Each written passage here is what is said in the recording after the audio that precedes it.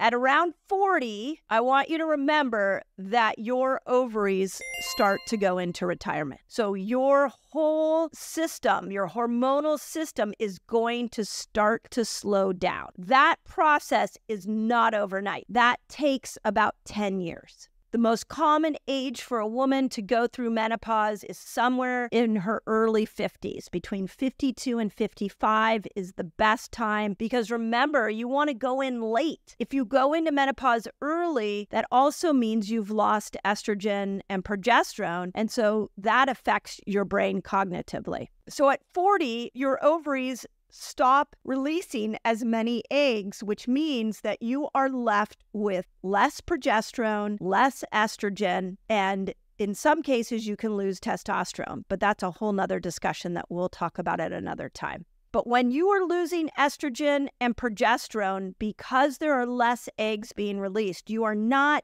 just losing those hormones. You are losing, I'm going to count them right here, 1, 2, 3, 4, 5, 6 other neurochemicals. And I'm going to go through these neurochemicals right now. So not only are you losing estrogen and progesterone, but you're losing these 6 other neurochemicals that kept your brain working right. That is 8 neurochemicals. So if you do not feel like yourself anymore, there is a neurochemical explanation. 8 neurochemicals that affected your moods, affected your behavior, that it kept your memory in check. 8 of those. This isn't just one, 8 of them are gone. And there are things you can do to bring back these 6 neurochemicals that were stimulated by estrogen and progesterone. And I'm going to walk you through those today. But what I want you to see is this bigger picture of what is happening and why you don't experience joy, why you can't think straight, why you are having trouble sleeping, why you're anxious all the time. It is not your fault.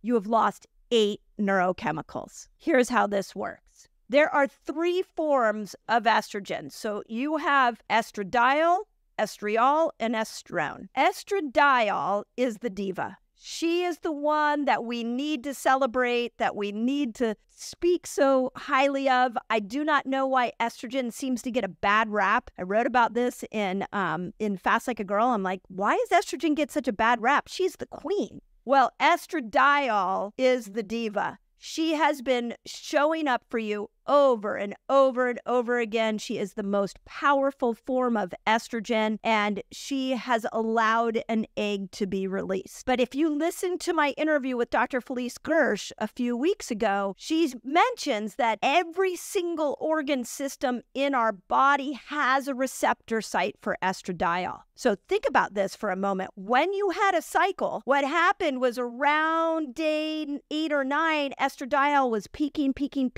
maybe around day 10, she hit her peak, which allowed an egg to be released. But it wasn't like she just went away. When she hit her peak, all of that estradiol went into all these receptor sites throughout your whole body and kept you cardiovascularly well, kept your muscles and your joints in good shape, helped your kidneys and your digestive system and your brain. So when you lose estradiol, you are losing a major stimulator of all of these organ systems. Now, we could easily look and say, well, throw on a patch, and now you're going to bring estradiol back. But at some point, you're never getting the same amount of estradiol. It does not biologically make sense for a 55-year-old woman to have the same estradiol amount as a 25-year-old woman. So even your patch over time, the dosage has to go down. And estradiol stimulated some wickedly powerful neurotransmitters. The first is dopamine. So when estradiol peaked,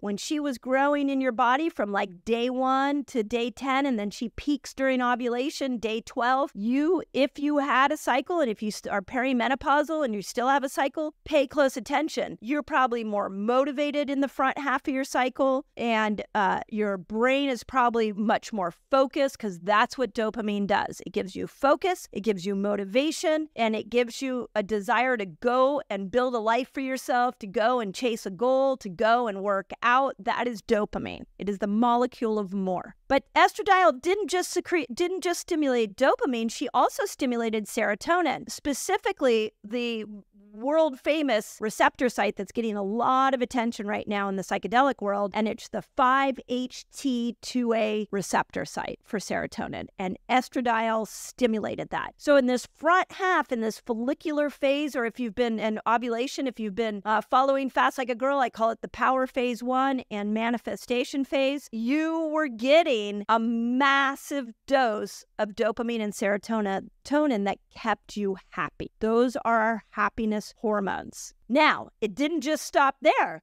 She also stimulated a hormone called acetylcholine. Acetylcholine helps you hold on to information. Estradiol also stimulated a steroid called BDNF. BDNF is like Miracle-Gro for your brain and made it so that your brain could create new neuronal pathways so you could learn new things. BDNF is massively powerful to keep the brain sharp as the years go on, and estradiol stimulated that.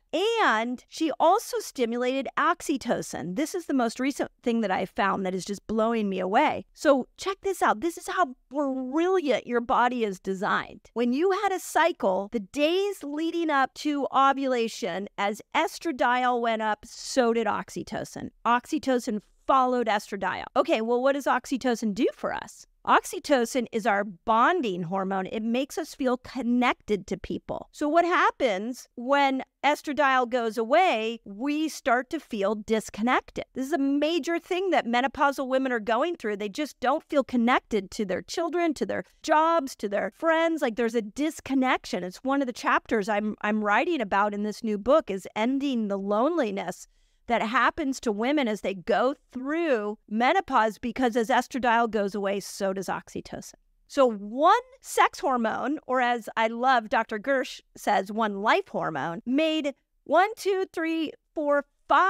different neurochemicals go away that kept you alert, focused, happy, and motivated. So if you're 48 years old and you're hearing this for the first time, I want to reach out and give you a hug, because I want you to realize that it is not your fault that you feel disconnected. It is not your fault that you're struggling to hold on to information. It is not your fault that you can't read a book like you used to read a book and hold on to that information. That is a neurochemical shift that happened, and I want to give you the solution for it. But first, I want you to know that I see you, I hear you, and we're going to walk this journey together, because so many women are feeling so lonely and so out of it in these years because of this neurochemical loss. This is a large reason why women kill themselves. The most common time for a woman to commit suicide is 45 to 55, because she lost all of these happiness neurochemicals with the exit of one sex hormone. That we need to scream from the rooftops. If that is new to you, please share this episode out. This is what I'm trying to get out to the world.